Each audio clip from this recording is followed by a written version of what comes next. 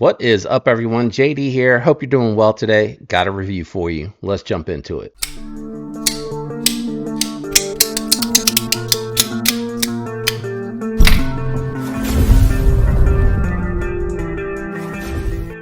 All right, guys. Today we are checking out the CDC outbreak. This one coming via the Lefty Pass Around group. Shout out and thanks to Lefty EDC for letting me check this out.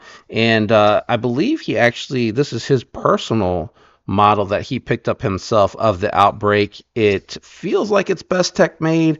Editor, I do apologize. You're going to have to throw that on the screen for me. I am truly not 100% sure who the OE is on this off the top of my head. I don't know why I'm drawing a blank all of a sudden, but we're looking at magnet cut steel. That's another reason why I think it is best tech made, is because they've been doing a lot of magnet cut here lately. I believe they're doing it at 62 to 63 HRC.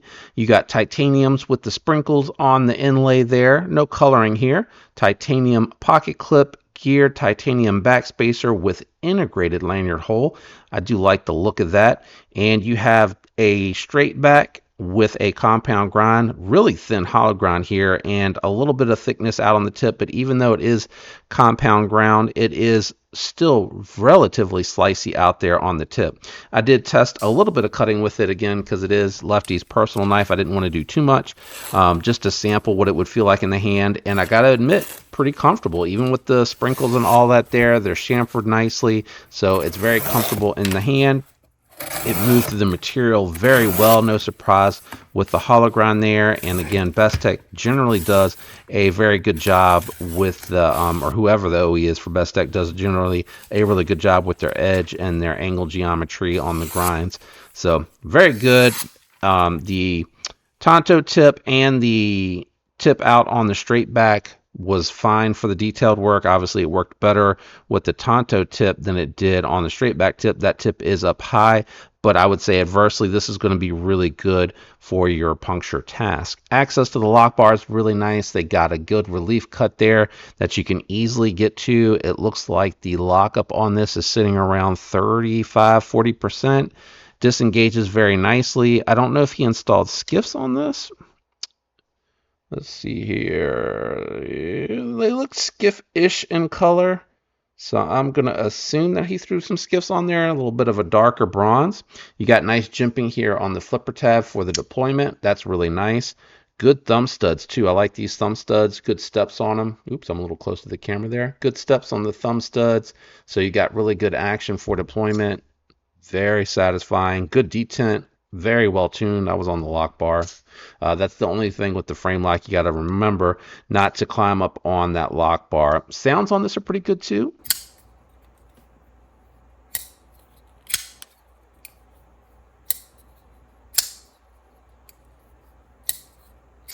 Yeah, good sounds on it. Pocket clip is done really well too. I wanted to point that out. They did a good job making sure that they have a high angle for it to catch on the pocket and to go up underneath the clip, and then it has good retention as well. Very good retention. Goes all the way up in the pocket without any issues on the clearance of that, so I do appreciate that as well. I believe if you ordered these, and I think there's some extra if you want one, but if you ordered these, the factory bearings are just going to be the stamped ceramic bearings. They're not going to obviously come with the skiffs. Kevin threw that on himself. Let's do some size comparisons, and then I'll go ahead and weigh it, and then we'll score the knife. So this one here is kind of coming in between the Para 3 lightweight and the Manix 2 lightweight. I would say this is probably really close to bug out in size. The bug out is just a little bit longer than your Para 3 lightweight. I got a couple more to pull out for a size comparison. So I have the Militaws out here, the mini Militaw and the full size Militaw. And as you can see, this one falls in between. So it's going to be a good, everyday carry. You're going to be able to get a full grip on it, even with larger hands. But let's do a close-up profile and then we'll pull the scale out. I decided to stay with the Militaws here for the closed-up profile because I wanted you to see it was really more in between a small carry and a full-size carry. Let's grab the scale and we'll check the weight. All right, we got the scale out, cutting it on. This feels like a 5-ounce knife, but it could be a little bit lighter. Wow, 3.5 ounces. I'm really surprised by that. It does feel like it's got some good weight to it, but that could be because I'm handling these Militaws.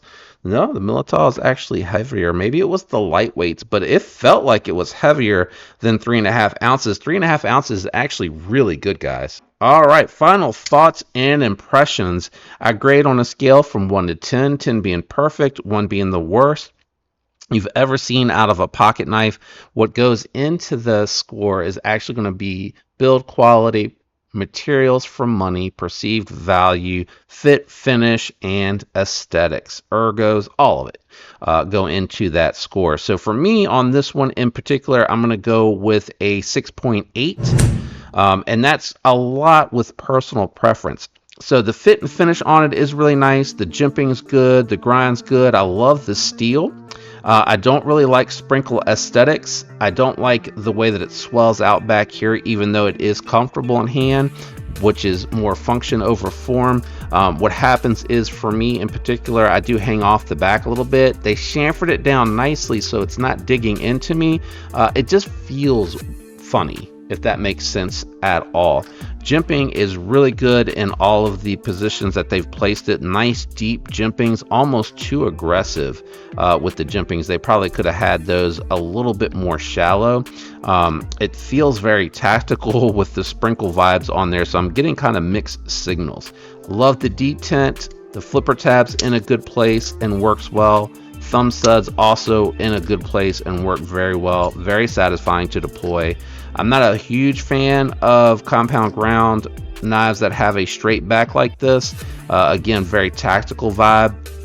I use my knives more in a utilitarian way, but this is a very fun way for you to carry something that's tactical that isn't going to necessarily 100% look tactical, I would say.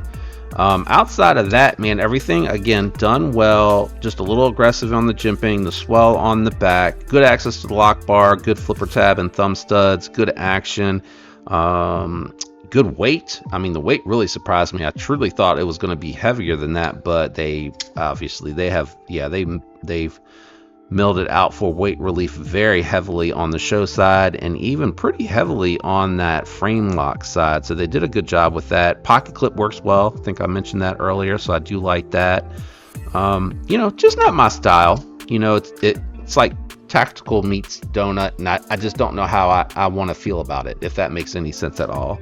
But there is your crispy donut community outbreak. I don't think they're going to be able to do sprinkles on anything anymore. This order was in before they were asked not to stop. I know there's a lot of heat around Blade HQ for that, but I get it.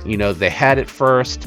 It was their thing. They were doing it before, so they asked for anyone else that started doing it after they started to stop. It's their thing. It's their exclusive that they offer. No different than if someone were to come out and do River Edge Cutlery's avocado theme, right? If someone else were to start doing that, or Saint Nick Knives black and red theme, if someone else were to come out and start doing that, they would want that other company to stop. That's their exclusive. So I get it.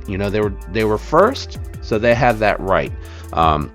It's unfortunate because I feel like CDC is such a integral and huge part of the community that a lot of people were upset by that, and I think everyone's allowed to feel upset about that, right? Like, I get that, but I understand the nature of business. It was their exclusive. They had it first. I don't think it was malicious in intent. They went through the process and asked them to stop. So to me, it is what it is, and I'm not upset at either company, or I wouldn't be upset with CDC. I don't think they were doing it with the intent of trying to copy what was going on with them. So I think they found a great solution. I like the micro milling and everything that they were doing. I hope that they do some more knives in these premium variants, maybe something more utility and less tactical for me. That would be awesome. Let me know what you think about the outbreak down in the comments below. I am out of here. I love you all, and I hope you have a fantastic week. I'll catch you on the next one. Peace, guys.